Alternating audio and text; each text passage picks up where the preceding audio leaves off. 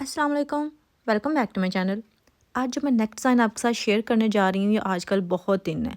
तो इसके लिए आपको बेसिकली जो चीज़ चाहिए, एक तो आपके पास ऑर्गेन्जा होना चाहिए जिस कलर का भी आपको चाहिए, और दूसरा उसी कलर में आपके पास एंकर थ्रेड होना चाहिए जो कि थोड़ा सा मोटा होता है। तो मेरे पास ये वाला ऑर्गेन्जा है और ये मेरे पास शर्ट है जो कि मैंने ऑलरेडी काट के रख ली है। इसका जस्ट हमने नेक बनाना है और उसके लिए मैं आपको सब कुछ स्टेप बाय स्टेप दिखा देती हूँ। वैसे तो जो ये वाला नेक है, ये एम्ब्रॉयडर्ड पैच भी आपको शर्ट के साथ ही मिलता है। लेकिन अगर आपके पास सिंपल शर्ट है, उसके साथ आपको कोई भी पैच वगैरह नहीं मिला, यानी कि नेक लाइन नहीं मिली, तो आपने किस तरह से घर पे बनानी है, आज की वीडियो में आपके साथ मैं वो शेयर करूँगी।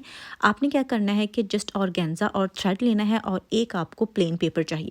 मेरे पास ये पेपर है, आपको इसकी लेंथ और विड्थ मैं बता देती हूँ। सबसे पहले तो मैंने इसको फोल्ड कर लिया है। खैर, लेंथ और विड्थ में आपको नेक की बताती हूँ। नेक जो रखना है 3 इंचज़ मैंने वाइड रखा है और तकरीबन 3.5 इंचज़ मैंने उसको डीप रखा है। वो इसलिए, अगर आप इससे ज़्यादा इसको डीप करेंगे तो जो ऑर्गेन्जा है उससे आपकी बॉडी नज़र आएगी, क्योंकि ये ऑलरेडी और डीप हो जाएगा जब हम इसके ऊपर डिज़ाइनिंग करेंगे। तो ये जस्ट मैंने डॉट डॉट लगा ले हैं यहाँ पे। और दूसरी तरफ ये ऑटोमेटिक थोड़ा सा ना, जब आप प्रेस करते हैं ना पेपर को, तो थोड़े से निशान बन जाते हैं। तो उसी निशान के ऊपर से मैं दोबारा से इनको फॉलो कर रही हूँ, लेकिन यहाँ पे मैंने लाइन नहीं लगाई। तो अभी इसी को फॉलो करते हुए आपने जो भी डिज़ाइनिंग करनी है ना, इस पेपर के ऊपर कर लेनी है। ये ज़रूरी नहीं है कि आपने जिस तरह की मैंने की है, जितनी भी आपको कोई भी बेल बूटे आते हैं ना, यानी कि जो भी आपको फ्लावर्स आते हैं ना, यहाँ पे आपने निकाल देने, बस एंड कर देना है इस स्टेज पे आपने, ठीक है। तो ये देखें, यहाँ पे आपको थोड़ी सी नज़र भी आ रही होगी कि एक साइड पे जब मैंने छोटे छोटे कट्स डाले हैं ना, तो दूसरी साइड पे वो ऑटोमेटिकली थोड़ा सा उसका प्रिंट जो है ना वो आ गया। तो इतना ये अंदर से नेक रह जाएगा और बाकी हमने यहाँ पे जो इसकी साइड है ना, जितनी भी इसकी चौड़ाई है उसको कवर करना है। बाकी आप पे डिपेंड करता है कि आपने कितनी चौड़ाई जो है ना वो ऑर्गेन्जा की रखनी है। थोड़े से फासले पे, तकरीबन आधे इंच के फासले पे, ये मैंने सेम उसी कट्स को फॉलो करते हुए लाइन लगाई है और फिर जिस तरह से लूप्स होती है ना, उस तरह से मैंने ये शेप दे ली। तो बस आपने ये करना है कि अगर आपको मेहंदी लगानी आती है या आपको कोई भी बेल बूटे डालने आते हैं, तो यहाँ पे आपने उनको डाल लेना है। वैसे अगर आप घर पे नहीं बना सकते, थोड़ा सा मुश्किल लगता है, तो फिर जो बाज़ार से आपको छपाई वाले मिलते हैं ना, तो वो नेक का कोई भी डिज़ाइन जो है ना, आपको यहाँ पे कपड़े पे प्रिंट करके दे सकते हैं, तो आप उसी को फॉलो कर सकते हैं, ठीक है। तो अभी ये देखें जी, इस तरह से मैंने दोनों तरफ ये वाली डिज़ाइनिंग कर ली है। लेकिन यहाँ पे डिज़ाइनिंग ख़त्म नहीं हुई, लेकिन इसके आगे मुझे समझ नहीं आ रही थी कि मैंने क्या करना है। फिर भी मैंने इधर उधर जो है ना वो मार ही दी हैं लाइनें, और थोड़े बहुत टूटे फूटे फ्लावर्स जो है ना वो मैंने बना लिए हैं। तो बस ध्यान ये रखना है कि जिस तरह से एक साइड आपने बनाई है ना, सेम उसी तरह से दूसरी साइड भी होनी चाहिए। ये ना हो कि एक साइड पे और फ्लावर हो और दूसरी साइड पे और फ्लावर हो, इस तरह से थोड़े से ना अजीब सी लुक आ जाएगी। तो आप मेक श्योर करें कि दोनों तरफ जो है ना पैटर्न फ्लावर्स का सेम ही हो। तो ये देखें जी, इस तरह से मैंने फुल पैटर्न जो है ना वो पेपर पे बना लिया है।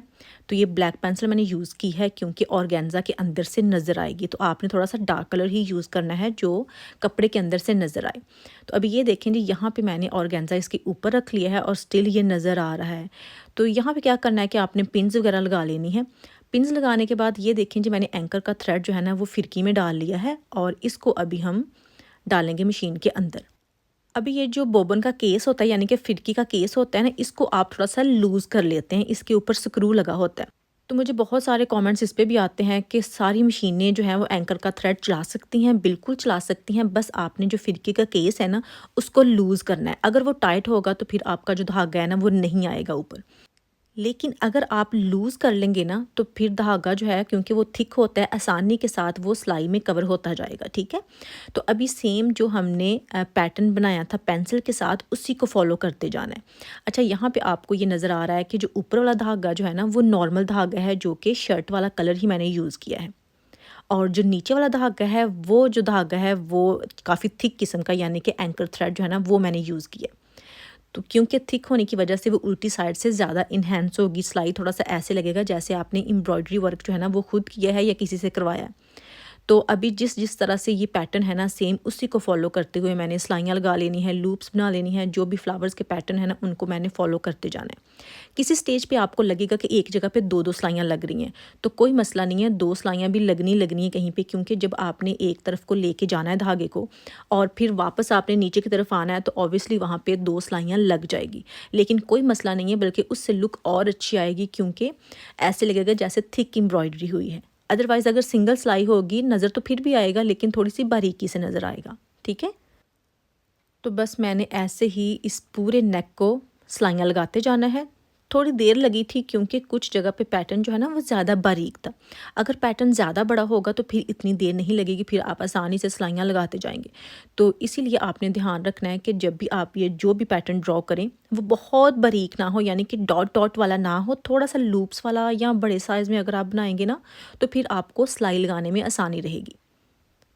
तो मेरे पास तो ये ऑप्शन नहीं होता कि मैं किसी भी मशीन वाले से इस तरह का नेक जो है वो बना लूँ या पैच अपने लगवा लूँ, इसलिए फिर जो मैं घर पे कर सकती हूँ वही मैं करती हूँ और आपके साथ भी वही चीज़ें शेयर करती हूँ, क्योंकि ऑब्वियसली मैं पाकिस्तान में नहीं हूँ और इस तरह की कोई भी फैसिलिटी जो है ना वो मैं अवेल नहीं कर सकती। तो अभी जी ये सारे जो है ना मैंने ऐसे ही ये देखें पूरा नेक जो है लूप्स वाला उसको बना लिया है। अभी इसके जो बाहर वाला बड़ा बड़ा प्रिंट है ना वो रह गया, तो उसको भी सेम ऐसे ही करना है। तो पहले ये वाला हिस्सा ख़त्म हो जाए तो फिर जो बाहर वाला पैटर्न है ना उसको भी करते जाना है। अगर आपको लगे कि धागा जो है वो ख़त्म हो गया है फिरकी वाला, तो फिर आपने ध्यान रखना है कि जहाँ से आप शुरू करें ना वो थोड़ा सा डबल कर लें, क्योंकि वो थिक होने की वजह से अक्सर ऐसे होता है कि वो धागा जो है ना वो थोड़ा सा निकलना शुरू हो जाता है, क्योंकि बारीक हो तो फिर नहीं निकलता। अगर आप उसको काट भी लें तो फिर भी थोड़ा सा वो सेट ही रहता है, लेकिन जितना धागा थिक होगा उतना उसका जो कॉर्नर होता है यानी कि किनारा होता है ना एक एज, वो नज़र आना शुरू होता है। तो आपने मेक श्योर करना है कि वो इतना नज़र नहीं आया, आप उसको सिलाई को डबल कर लें वहाँ से जहाँ से आप नए सिरे से सिलाई शुरू करेंगे, ठीक है।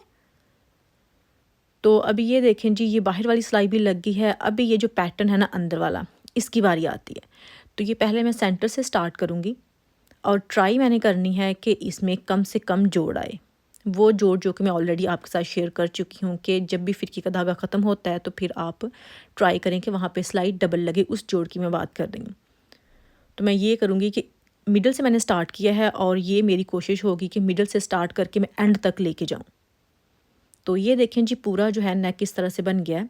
अभी जो पेपर है वो उतार देना है। फ़िलहाल तो बहुत रफ़ लग रहा है लेकिन इतना रफ़ नहीं है, क्योंकि पेपर पे आपको पता है कि ज़्यादा नीट चीज़ें जो है ना वो ज़्यादा अच्छी लगती हैं। तो अभी बस ये सारा पेपर उतारना, मुझे तो सिलाइयाँ लगाने से ज़्यादा मुश्किल लगा था पेपर उतारना, क्योंकि इसके बहुत छोटे छोटे जो पीसेस थे ना वो वाइट वाइट नज़र आते थे बहुत, क्योंकि कपड़े का कलर एक वैसा था इस वजह से।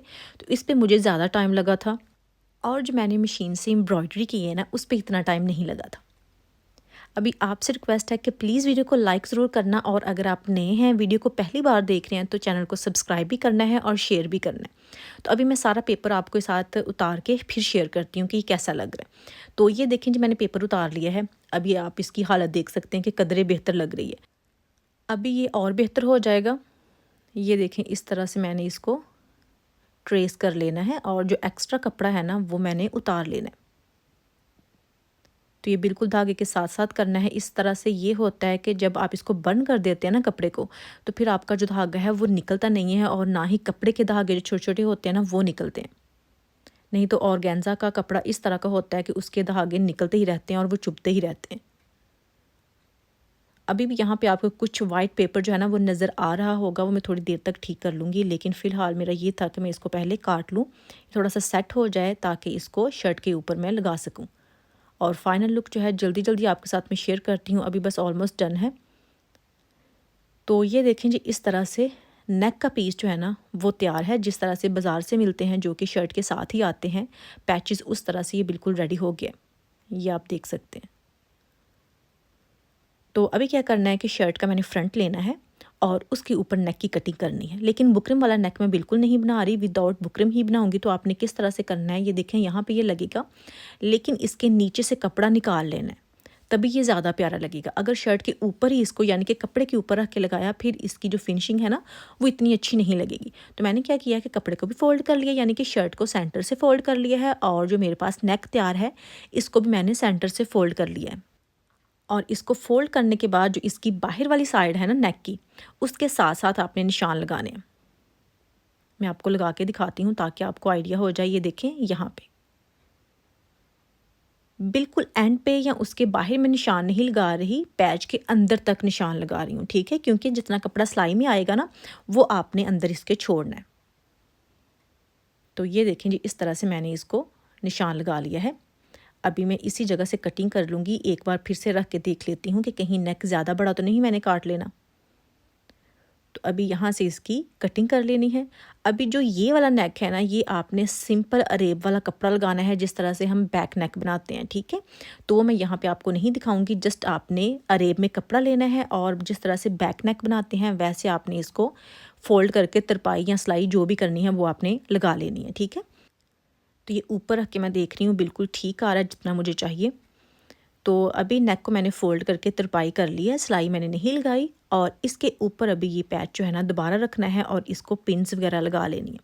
पिन्स लगाने का मकसद ये होता है कि वो बिल्कुल सेंटर में हो और इधर उधर ज़्यादा ना आ जाए, क्योंकि अगर हम एक साइड से शुरू करते हैं दूसरी साइड पे ख़त्म करते हैं तो अक्सर ऐसा होता है कि हम थोड़ा बहुत खींच लेते हैं और जैसे ही खींचते हैं तो वो टेढ़ा मेढ़ा हो जाता है, यानी कि एक साइड जो है ना वो थोड़ी सी लोअर हो जाती है और एक जो है वो थोड़ी सी हाई हो जाती है। तो पिन्स लगाना लाजमी है जब आप इस तरह की कोई भी चीज़ बना रहे हों। तो पिन्स लगाने के बाद इसको मैंने सिलाई लगा लेनी है। जो सिलाई लगानी है वो बिल्कुल इसके किनारे पे लगानी है। जो क्लियर थ्रेड है आप वो भी यूज़ कर सकते हैं और सेम शर्ट वाला जो थ्रेड है वो भी आप यूज़ कर सकते हैं, वो आपकी चॉइस है कि आपके पास कौन सा अवेलेबल है। तो साथ साथ जो पिन्स हैं उसको मैं रिमूव करती जाऊंगी और सिलाई जो है वो लगाती जाऊंगी। तो इस तरह से नेक जो है वो तैयार हो जाएगा आपका घर पे ही, और वो भी एम्ब्रॉयडरी वाला। अगर आपने ज़्यादा डिज़ाइनिंग नहीं करनी तो जिस तरह से मैंने थोड़े से कट्स लगा के लूप्स लगाई थी ना, सेम उसी तरह से भी आप कर सकते हैं। तो ये देखें जी, नेक कम्प्लीटली रेडी है, बहुत प्यारा नेक बना है। और आपने बताना है कि आपको मेरी आज की वीडियो कैसी लगी। आई होप कि मेरी आज की डिज़ाइनिंग आपको पसंद आई होगी। अगर वीडियो थोड़ी सी भी अच्छी है तो लाइक करना मत भूलिएगा, शेयर कीजिएगा और कमेंट करके आपने बताना है कि आज की वीडियो आपको कैसी लगी। इंशाल्लाह नेक्स्ट वीडियो में फिर मुलाकात होगी। अल्लाह हाफिज़।